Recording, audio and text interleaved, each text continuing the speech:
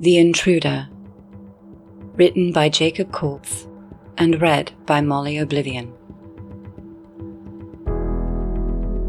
When my ancient laptop finally died on me, I had to use the computer in my parents' living room. When my 13-year-old sister Amanda rushed off to join her friends on a one-week school camping trip, she forgot to log off her Facebook account. I almost signed her out, but curiosity got the best of me. I know it wasn't very cool of me, but she had been quiet with me ever since I had returned from university. She had transformed into this moody, secretive teen. She hadn't even accepted my friend request that I had sent months ago. Months! I just wanted to know more about who my sister was these days, and the protective sister in me just wanted to make sure she was keeping out of trouble. I browsed her photo albums, too many selfies and tongues, too much fake tan and duck face, and a train of boys sending their likes and hearts. I glossed over her friends list. What? 1,535 friends? She was only 13. I'd been on this planet for 10 years more than her, and my friends list was hardly over 60. Anyway, I knew the good stuff would be in the private messages. I had gone this far, and thought, why not? There were group chat discussions and messages to her besties, loaded with talk about boy bands, celebrity crushes, celebrity inspirations, makeup tips, the latest he said, she said gossip, the suckiness of school, and a decent amount of cat veil videos. There were also the occasional threads that started off with hey or how are you from various boys. Amanda was polite to them, but the messages didn't really go anywhere, except for a guy called Kyle. She seemed to like him. Kyle, huh? Kyle with blue eyes and black spiky hair. Kyle with a silver eyebrow piercing. Kyle who asked her if she would like to get sushi for lunch one day. And I thought, I wouldn't mind getting some sushi. I was about to sign off and get something for lunch when a new message arrived. We need to catch up. Message me ASAP. He went by the name Alan Fish. I went to his profile. This was one person who just seemed out of place. He appeared to be in his 60s, not a relation, and not even vaguely familiar. At first, I thought he could be one of her teachers, but I couldn't bring myself to believe that answer. I returned to Amanda's private messages and found a previous conversation thread between Amanda and Alan Fish. I scrolled back through the messages until I reached the beginning. It appeared that he had helped Amanda out one evening, about a month ago, paid for her taxi ride home. They ran into each other again at the mall. Amanda asked Fish about the modeling jobs. I figured it must have been his hook, a way to get her Facebook profile. And then my skin crawled when I read what followed. The conversation quickly became filled with inappropriate comments as Fish started to flirt with my little sister.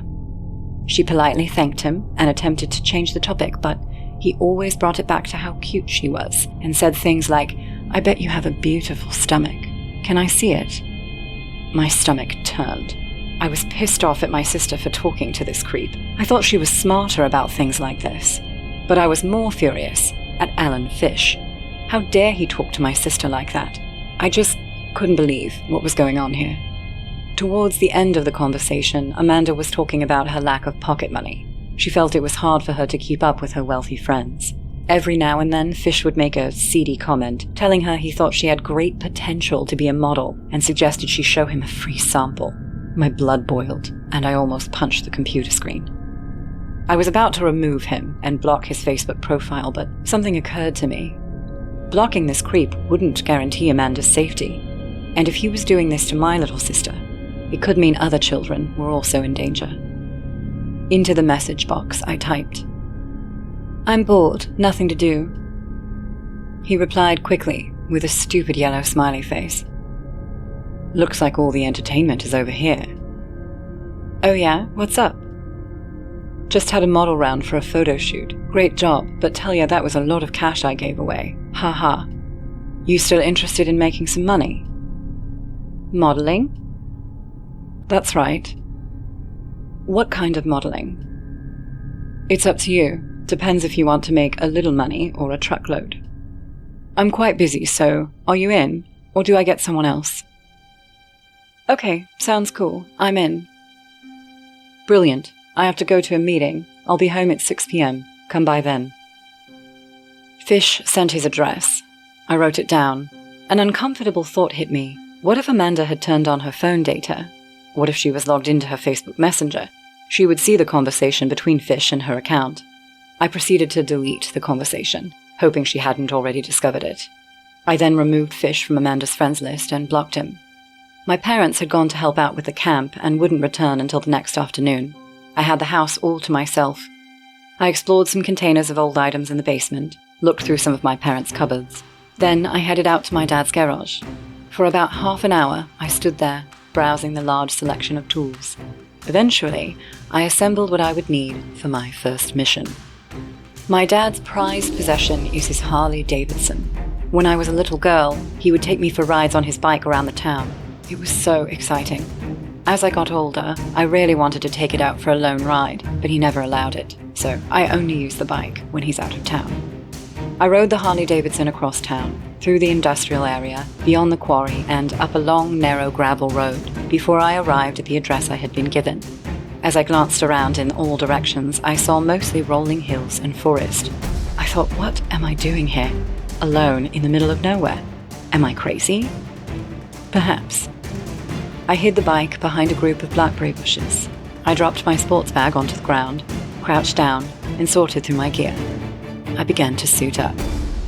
The front of the property was lined by a high, chain-linked fence, but there was no gate, and so I just walked on in and up the dirt driveway. The flanking sections were covered in what appeared to be piles of sawdust and wood shavings. Scattered about the place were chunks of scrap metal and several rusty animal cages. At the end of the driveway, I arrived at a rundown cottage, shrouded in bush and trees. There was no vehicle inside. He was still out, or so it seemed he was. But what if he didn't live alone? Maybe there was someone else inside the house. No, he had to live alone, right? He needed to be alone, so he could... I saw Amanda's face. I didn't want to think about it. The creeps don't always act alone. Maybe there is someone in there. Maybe I'm being watched right now. I don't know. I guess I'll find out. I thought about the things he had said to Amanda, and my anger kept my fear at bay. I stepped up onto the wood plank veranda. I glanced at the bay window. The curtains were drawn. No movement. I approached the front door, which had a small circular window of bubble glass, through which I could see a pale blue glow. With a gloved hand, I knocked several times, waited. I glanced at the bay window again, still no signs of life, then knocked several more times. No one appeared. I wandered around the side of the cottage and around the back. In the backyard, there were more rusty animal cages piled on top of each other. There was an outhouse with a door hanging from one hinge. I stepped up onto the veranda and tried the back door. Locked. Then I noticed a window, no glass, just a couple wooden boards covered in borer holes. I removed them, tossed my sports bag through the narrow space, and then climbed inside. I fell onto stacked rolls of mold-mottled carpet. I got to my feet and loaded my sports bag onto my shoulder. I looked about the dimly lit room, and when my eyes adjusted, I saw power cables and electrical wires running haphazardly across the floors and walls. A long, cracked mirror hung loosely from the wall. I caught sight of my reflection and cringed. Blue hoodie, blue masquerade ball mask, blue hospital mask, blue overalls, blue steel-capped boot. I looked ridiculous. In the room, there were also several cardboard boxes. Inside them, I found fancy dress costumes, gel lighting filters, and children's clothing. As I entered the dark hallway, the floor creaked beneath me, and at one point I sunk my boot through a rotten floorboard. At the top of the hallway, a door was ajar, revealing a sliver of pale blue light. I moved towards it. My heart was racing as I placed my hand softly on the door. Gently, I pushed it open to reveal a large room where all the curtains were closed. The only source of light came from the circular bubble glass on the front door and the ocean-themed screensavers of two wide computer monitors positioned side by side. I kept my hand close to my chosen weapon and peered into the shadowy corners of the room to see if anyone was waiting for me in the darkness. Instead, I found a collection of old single-lens reflex cameras, a couple of Polaroid cameras, dusty VHS tapes, rolls of film, and coils of rope. So much rope. At the side of a tall antique wardrobe, A figure appeared. Startled, I stumbled back, nearly knocking over the tripod, which held a digital camera. I was about to draw my weapon, but then I realized it was only a mannequin staring back at me. It might have originally been a living room, but now it was a home photography studio. I examined the digital camera and discovered the memory card had been removed.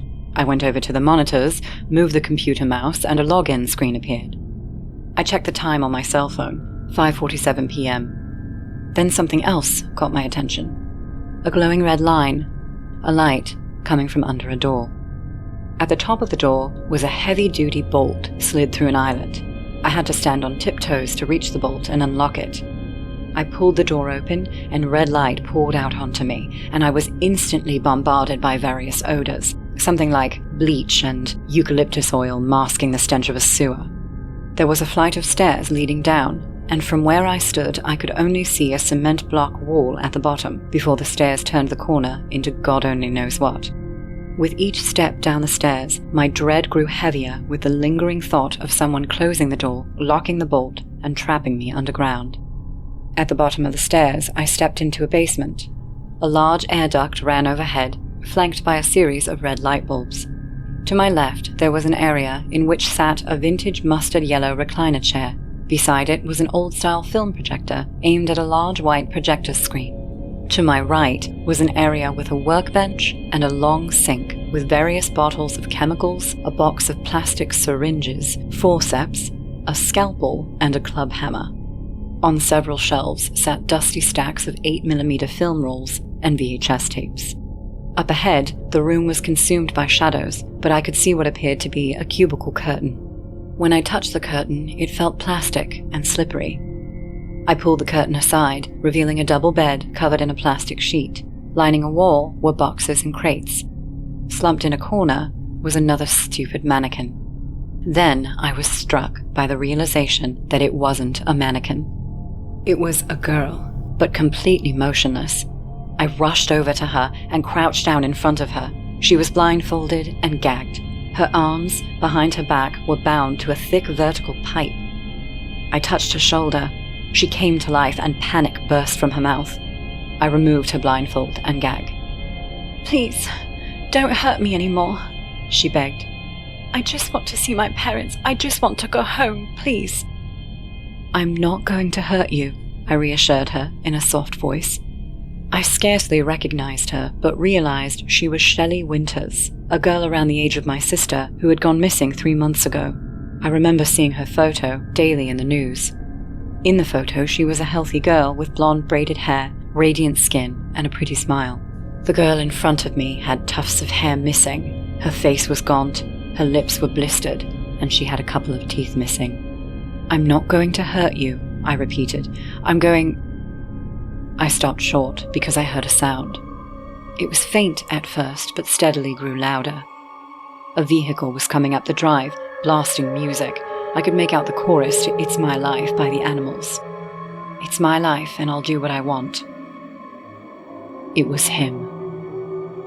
I got to my feet, and when Shelley sensed I was leaving, she cried, "Please, don't leave me here, please." "Listen to me. I'm going to help you, but for now, I have to leave you here." "No!" Tears streamed down her face, and I felt horrible. I reset her gag and blindfold. "I will come back for you, I promise." I raced up the stairs, closed the door, and locked it. I heard the car pull up outside. Desperately, I looked around the room and saw the tall antique wardrobe. The car door slammed. I opened the double doors of the wardrobe and stepped inside. The front veranda creaked with footsteps. I pulled the doors towards me, leaving one door open, no more than an inch. A form appeared in the bubble glass, and keys rattled in the front door. I peered through the slim gap. The front door swung open, revealing the monster. Only he didn't look like a monster. The man who walked in, wearing a beige tweed suit, was deceptively normal in appearance. In fact, he could have passed for someone's loving grandfather. Alan Fish moved towards a corner table and dropped a set of keys into a bowl.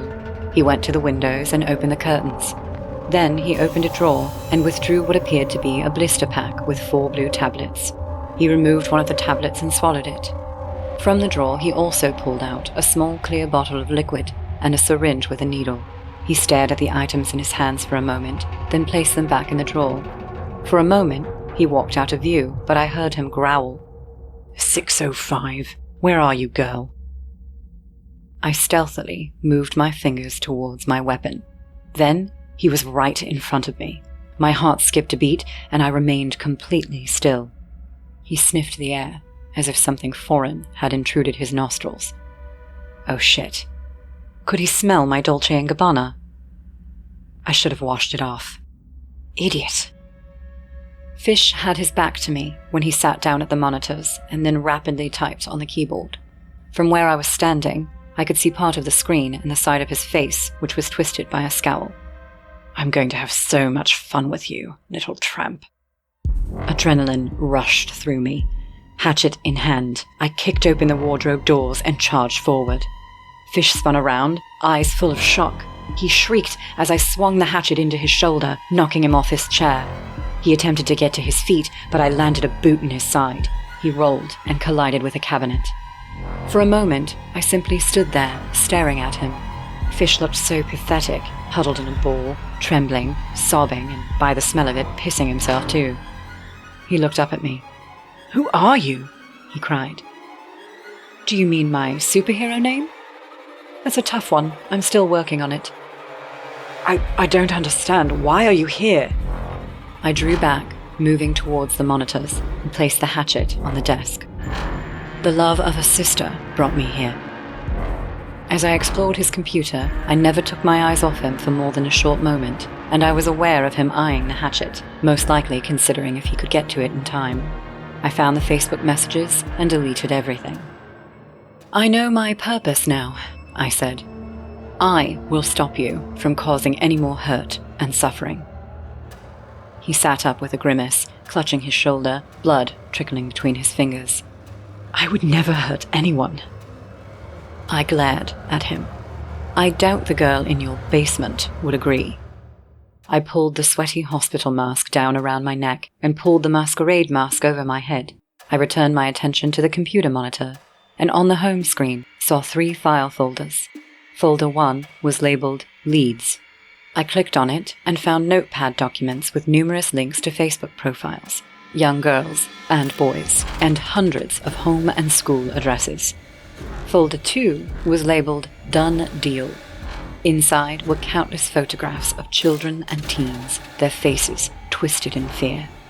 In my peripheral, I detected movement and glanced at Fish. He was now on his feet, leaning against the cabinet, shivering feverishly with beads of sweat forming on his brow. He looked like he was about to pass out. I know, you're not a killer, Fish said. You don't know anything about me. Please, he sobbed. We can forget all this, you know? You see, I have friends in power, and friends who appreciate what I do. It's important to them. He paused to get his breath. I can make all your problems go away. I can make you extremely rich if you choose the smart decision.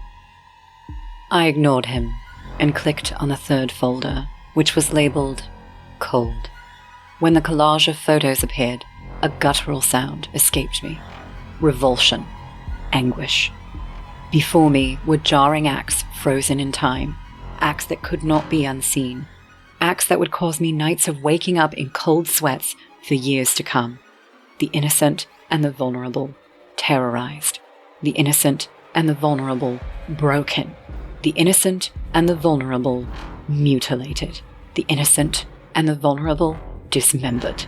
And this is what he had planned to do to my sister. God damn it, you sick bastard, I said with a quivering jaw.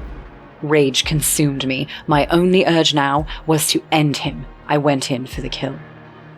He knew there was no way of talking me out of it, so he rushed towards the end of the cabinet, pulled open a drawer. His hand came out with a pistol, which he tried to point towards me, but I was already on him, bringing the hatchet down, chopping through his wrist. He howled in agony. The hand hit the floor with the pistol still in its grasp. Wide-eyed, screaming, blood spurting from the stub at the end of his arm, Fish stumbled, and with his remaining hand, he reached for a table surface to regain balance. And for good measure, I brought the hatchet down again, separating the fingers from that hand. He screamed. He made a futile attempt to run, leaving maroon trails across the walls, floor, and furniture, but when he got to the front door, it was useless. There was no way he could open it. He turned and faced me, leaning against the front door. He wasn't going anywhere. I reset my masks and took my time approaching him, letting him reflect on how everything was going to end. Fish cursed at me as I drew closer. "I hope it's worth it," he yelled, "because they will find you. They will make you watch as your family is slaughtered. They will pass you around until you are raw, you'll wish you were dead, and when they are done with you, they will scalp you. They will hold your face to a mirror as they tear you apart, you stupid sack." Deep in the center of his forehead, I buried the hatchet, then wrenched it free. When I washed the blood from the hatchet, I returned it to the sports bag, grabbed the set of keys from the bowl, and headed down into the basement. Shelley squealed in terror when I approached her. "Shelley, it's okay. It's okay," I said, removing her blindfold. "It's me." "Where is that man?" "He's not going to hurt you anymore." "Can you please get me out of this place?" "I'm going to get you out of here," I said, working her rope free. "You'll be home soon." Then I thought about the messy situation upstairs. "I need you to put your blindfold back on." "No," she sobbed. "It's all right, it's only for a little bit longer. When we get outside, we can take it off. Is that okay?" Shelley nodded. I covered her eyes, took her by the hand, leading her up the stairs. As we moved through the photography studio, I guided Shelley around pools of blood and briefly glanced at Fish, his motionless body slumped against the front door. When she stepped onto the back veranda, Shelley collapsed. She was alive, but barely conscious. I took her into my arms. As I carried her, she was so light, I thought she might crumble into nothing. I lay Shelley down across the back seat of Fish's van. I removed her blindfold, and even the fading light of sunset caused her to squint painfully. Understandable. She had been kept in darkness for months. I climbed into the driver's side, tossing the sports bag onto the passenger seat, started the engine, and sped off down the dirt driveway. In a dark, quiet hospital car park, I carried Shelley towards the entrance. As I entered the fluorescent brightness, I saw a woman behind the reception desk talking to a nurse. "Excuse me," I called. The receptionist and nurse looked at me in bewilderment. "She needs help." I looked towards the waiting area, carried Shelley towards it. A woman and a teenage couple cleared the leather benches, allowing me to lay Shelley down. "Oh my God, she's covered in blood," I heard the teenage girl whisper about me to her boyfriend. Weakly, Shelley gazed up at me. "You're safe now," I said. "Sorry I can't wait with you. Goodbye, Shelley." The nurse rushed up beside me, eyeing me cautiously. "Her name is Shelley Winters," I told him. "She went missing 3 months ago." I swiftly walked away. "Wait," the nurse called after me. "The police will want to speak with you." I ran outside, returned to the van, and got the hell out of there. I drove out of town, towards the property of Alan Fish. I pulled the van up inside the entrance of the driveway. With the aid of the rearview mirror, I wiped away any blood that had landed on exposed areas of my face, then got out. For a moment, I stood there, looking towards the black form of the cottage in the distance. I knew Fish was dead, but I had the urge to go back and confirm it with my eyes one last time. But I suppressed the idea, headed across the road into the trees and behind the blackberry bushes. I removed my boots, overalls, hoodie, masks and gloves, leaving me in a white singlet and underwear. I felt the chill of the night air and quickly pulled out a plastic bag which contained spare clothing. I chucked on jeans and a leather jacket, and as I put on my shoes, headlights fell onto the road nearby and I heard an engine approaching. Crouching low, I watched through the bushes as a pickup truck arrived and pulled up at the entrance. From the passenger side, a man climbed out, approached the van, and peered in. He returned to the truck and said something inaudible to the driver. The man rushed to the back of the truck, reached into the cargo bed, and pulled out a shotgun. I was suddenly grateful I hadn't gone back into the cottage. The man climbed back into the truck, and they sped up the driveway. In my haste, I wheeled the Harley-Davidson out onto the road and made my escape.